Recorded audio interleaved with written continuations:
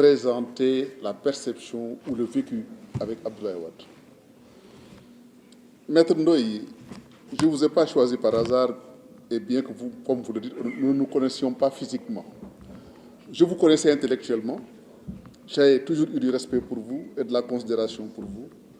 J'ai choisi l'intellectuel, j'ai choisi l'esprit pensant, j'ai choisi l'esprit libre, j'ai choisi le démocrate, le promoteur de la liberté d'expression et le promoteur de la démocratie et l'homme attaché à ses convictions. J'ai aussi choisi de choisir, excusez la redondance, l'homme de savoir. Quand je vous ai demandé de me faire une lecture du livre, vous m'avez fait un texte qui m'a bluffé. Et je l'ai partagé avec un de mes amis qui est dans la salle, en l'occurrence Ibou Fall. Sa première réaction, c'était « Xam rek mo wóor ». C'est vous dire que je ne m'étais pas trompé sur l'homme. Et pendant qu'on était en salle, notre conférence est sur les réseaux sociaux.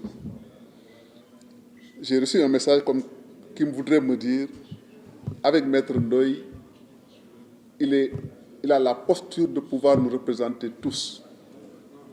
Vous avez la légitimité intellectuelle, vous avez la légitimité sociale, vous avez la légitimité politique. Je vous remercie très sincèrement. Et je dois aussi faire une confession. Vous étiez ministre de la Justice.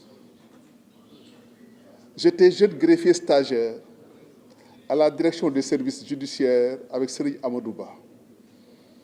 Et j'avais été admiratif du jeune et fringant ministre de la Justice qui avait l'humilité de venir au bureau du directeur des services judiciaires pour discuter de dossiers. Cette image-là m'avait beaucoup marqué et je l'ai toujours retenue. Merci, maître, pour votre présence. Merci pour votre générosité. Merci pour votre constance. Je pense que le Sénégal méritera de vous écouter davantage et de vous associer à toutes les actions qui peuvent porter ce pays vers les sommets. J'ai aussi choisi Ismaïla Madior Fall. Professeur Fall, il l'a rappelé, c'est un compagnon de nos jeunes études, de notre jeunesse militante politique, CDP Garabgui. Nous avons partagé quelques engagements politiques ensemble, mais ce n'est pas pour cela que je l'ai choisi. J'ai choisi l'intellectuel, le brillant universitaire, et il en a fait la belle démonstration aujourd'hui. J'ai aussi choisi l'ami, le confident, et j'ai choisi la personne qui, par sa posture gouvernementale, et je vous donne ces différentes postures gouvernementales, a pu collaborer avec moi, échanger avec moi pour régler des questions évidemment importantes.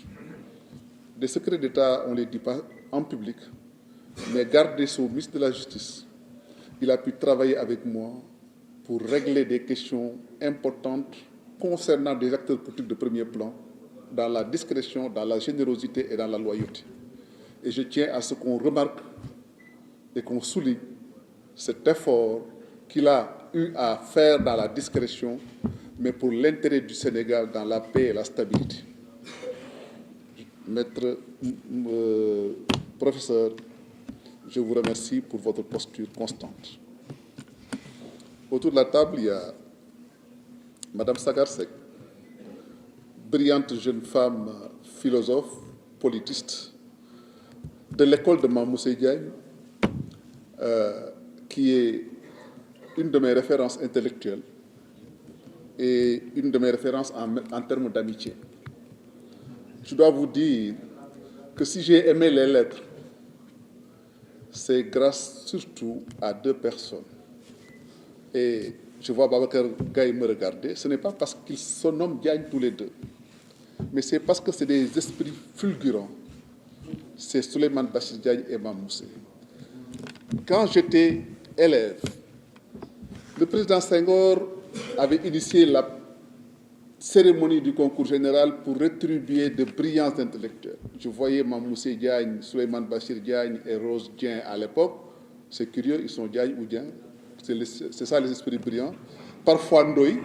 C'est aussi ça les esprits brillants. De temps en temps fâle, c'est aussi ça les esprits brillants. Et notre générosité fait qu'on peut en rajouter un gars. C'est ça les esprits brillants du Sénégal. C'est les cousins, c'est les mêmes c'est un peu les mêmes familles, c'est un peu la même histoire. C'est vous dire simplement que en choisissant Sagar pour le travail que j'ai reconnu et qui est un travail pertinent, j'ai voulu rendre hommage à cette lignée d'intellectuels qui l'ont inspiré. Et Sagar a eu à rappeler qu'elle a fait ses premiers pas avec nous dans les expériences du journal Le Quotidien et de Weekend Magazine. Elle a été très brillante. Et je dois vous dire que ce n'était pas évident qu'elle travaille chez nous. Parce que généralement, il y a un certain dogmatisme qui voudrait qu'il faut être diplômé d'une école de journalisme pour embrasser ce métier qui est très ouvert, qui est le journalisme. Mais très rapidement, par ses belles publications, elle a su conquérir son monde. Et la preuve éclatante a été faite aujourd'hui. Merci Sagar pour ta générosité et ta disponibilité. Aline Diop, il est le chef du cabinet du président Wade. Il a participé avec beaucoup d'engagement et de générosité dans la rédaction de ce livre par son témoignage personnel. Mais aussi, il a aidé à ouvrir les portes et à faire un travail de facilitation. Ça dénote un esprit d'ouverture, un esprit démocrate, mais aussi un engagement infaillible aux côtés du président Wade. J'ai essayé de restituer certains de nos échanges, mais je dois vous dire que si, par exemple, la famille du président Wade, notamment son fils Karim Wade, a pu témoigner dans ce livre, c'est grâce aussi à son intervention et à son entretien. Et je le remercie particulièrement pour cela. Vous autres, fils et filles du président Wade, compagnons de lutte qui êtes là, je tiens à vous remercier très sincèrement pour m'avoir aussi fait l'amitié de venir à cette cérémonie pour échanger avec nous. Je n'ai pas voulu, très sincèrement, me mettre trop en avant dans le livre. J'ai voulu faire un peu cette distance qu'on peut considérer entre le mi-chemin, entre le subjectif et l'objectif. Je ne suis pas en train, Sagar, de faire du Kant. Je suis juste en train d'essayer de rester à ma dimension humaine, non philosophique. Je ne souhaitais pas... Il y a certains qui m'ont interpellé sur des anecdotes que je n'ai pas pu raconter, parce que je ne voulais pas les raconter, pour éviter de donner l'impression de me mettre en avant. Le président Wade, c'est un personnage spécial. Et il avait beaucoup de tiroirs dans sa vie. Le président Wade, malgré des tumultes qui ont pu peut-être nous opposer, avait une collaboration avec les médias, mais je ne peux pas avoir la prétention de dire avec moi-même, qui ont pu surprendre bien du monde. Si le quotidien a pu être un journal crédible, avec des informations crédibles et respectées, je pense que le président Wade a fait partie des personnes qui nous ont soutenus dans le sens de nous fournir les informations. Je vois Serigne Bakaya hocher de la tête et il est bien placé pour le savoir en étant porte-parole du président Wade. De grands dossiers ont été soulevés par le quotidien. Concernant la gouvernance du président Wade, le président Wade n'a toujours pas été étranger au processus de traitement de l'information. C'est vous dire la dimension du personnage et aussi peut-être son ouverture d'esprit, je dois dire. Répondre à des questions, il y en a beaucoup. Je ne sais pas si j'aurai le temps de les épuiser toutes. Mais toujours est-il que sous forme de commentaires, je vais m'appesantir sur une dimension très humaine du président Wade. C'est sa générosité, son ouverture d'esprit, sa disponibilité et sa grande mansuétude. Dans ce livre, nous avons recueilli plus de 76 témoignages de personnes qui lui sont très proches. Des personnes allant de son chauffeur à son agent de sécurité, à son directeur de cabinet, à son ministre, à son premier ministre, à son assistant ou à son camarade de parti ou à son ami personnel. Chacun a pu livrer son témoignage sur le président Wade et sa perception du parcours politique du président Wade. et de sa vie sociale. Il est apparu, et tout le monde est unanime autour de cela, sa grande générosité, mais aussi la discrétion dans ses actions. Je prends à témoin le Premier ministre Amadou Ba. Il ne l'a pas dit, mais je vais le dire. S'il n'était pas là, je ne l'aurais pas dit. Le président Wade a construit des centaines de villas pour ses collaborateurs et des personnes qu'il a aidées. Savez-vous qui lui tenait la comptabilité? C'était Amadou Ba qui lui tenait la comptabilité. Il le dit. C'était Amadou Ba qui lui tenait la comptabilité. Des centaines de villas que le président Wade construisait pour des personnes qu'il voulait aider, des autorités religieuses et d'autres sociales. Parce qu'il lui disait, mais yow kay wóor nga sax quoi, parce que sama gars yi dañuy lekk sama xaalis rek, tu me tiens ma comptabilité, n'est-ce pas Amadou? C'est vous dire combien le président Wade savait agir dans la discrétion, mais aussi dans l'efficacité. C'est ce qui explique qu'il peut nommer un directeur général des impôts et domaines sans le connaître. C'est ce qui explique qu'il peut appeler un journaliste qui passe aux yeux des gens du palais comme quelqu'un qui, le diable avec des cornes, pour lui filer des informations en lui disant c'est ça l'intérêt du Sénégal. Le directeur de cabinet, le ministre d'État Habib Sy a raconté l'anecdote Ségoura. C'est vrai, c'est dans le livre. J'avais la possibilité de discuter avec le régime du président Wade, ses collaborateurs. Je leur avais suggéré une décoration pour Alex Ségoura qui avait aidé le Sénégal et je pouvais le témoigner dans des circonstances très précises. Malheureusement, l'affaire a mal tourné parce qu'à la place d'une décoration, il y a eu autre chose et ça a un peu rejailli sur l'image du président Wade. C'est vous dire. C'est parce que c'était un excès de générosité, il a été emporté par l'idée de faire du bien que c'est ce qui lui arrive. Donc, il faudrait vraiment de l'indulgence de ce point de vue-là pour ne pas en faire systématiquement une tâche sombre. Notre culture, nous, Africains, peut être différente de la perception que certains peuples peuvent avoir des rapports humains. C'est justement sous cette dimension-là qu'il faut voir la question. L'autre commentaire que je voudrais faire, c'est surtout du point de vue du rapport du président Wade avec le pouvoir mais avec l'action politique. C'est quelqu'un qui n'a jamais été dogmatique. Ça apparaît dans le livre. C'est quelqu'un qui était habité par un pragmatisme politique. Savoir trouver la solution et sortir de ces situations. Et c'est ça l'intelligence. L'intelligence, c'est de pouvoir avoir la capacité de régler les problèmes et de se sortir d'affaires. C'est ce qui fait qu'il peut donner l'impression de reculer, ou de reculer même, ou de renoncer, ou d'abdiquer, ou de trouver le compromis.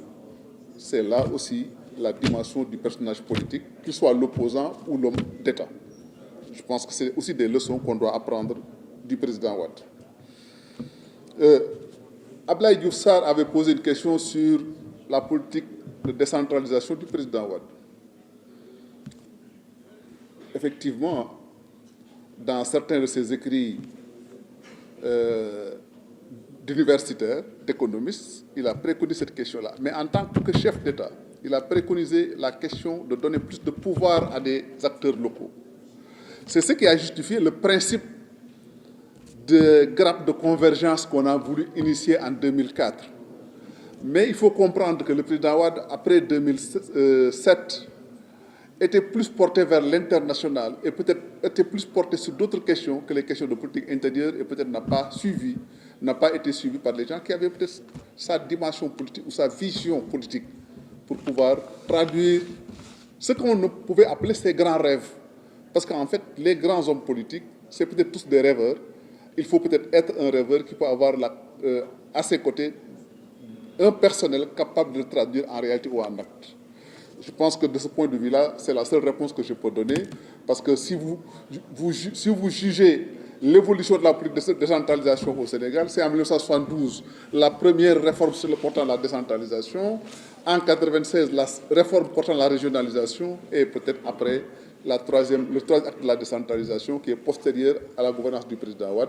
On peut avoir l'impression qu'il n'a pas été un acteur de cela. Mais aussi, je dois vous dire que contrairement à ce qu'on peut penser qu'il y avait une levée de bouclier du fait d'une crainte d'un retour d'un certain, d'un féodalisme local ou provincial, Wade a été freiné dans son élan de provincialisation par le dossier de la Casamance. Il a craint que l'idée de provincialisation et l'idée d'un statut spécial qu'il avait avancé sur la Casamance lui soit opposée, et c'est ce qui a fait qu'il a été obligé de freiner sur ce dossier-là aussi. Je jette ça dans la corbeille pour enrichir la réflexion. Je n'ai pas la prétention de connaître l'homme Wade, je n'ai pas la prétention de connaître ses idées politiques, je n'ai pas la prétention de connaître son action économique, mais j'ai au moins la responsabilité de dire que je l'ai pratiqué, je l'ai observé, je suis un acteur de la vie publique au Sénégal, mais aussi j'ai discuté avec des gens qui ont été dans l'intimité du président Wade, qui ont pu peut-être échanger avec moi sur de grandes questions et sur de grandes idées. Donc, vraiment, je serai très bref parce que vous êtes là depuis 15 heures. Ça a mis du temps et je crois que l'attente est longue. Mais je tiens quand même à transmettre certains messages qui m'ont été communiqués. Beaucoup de personnes avaient voulu être là, mais vous n'êtes pas sans savoir que le regretté Ndari Touré devait être raccompagné à sa dernière demeure aujourd'hui. Des amis qui avaient prévu de venir ont tenu à ce que je vous informe de leur absence. C'est le ministre d'État El Hadj Ibrahima Sall, El Hadj Amadou Sall du moins, ancien garde des Sceaux, qui avait Ndari Touré comme directeur de cabinet, mais qui a été son compagnon à la faculté, qui s'excuse de ne pas être là. Il s'aurait fait un point d'honneur d'être là, aux côtés des enfants et compagnons du président Wade.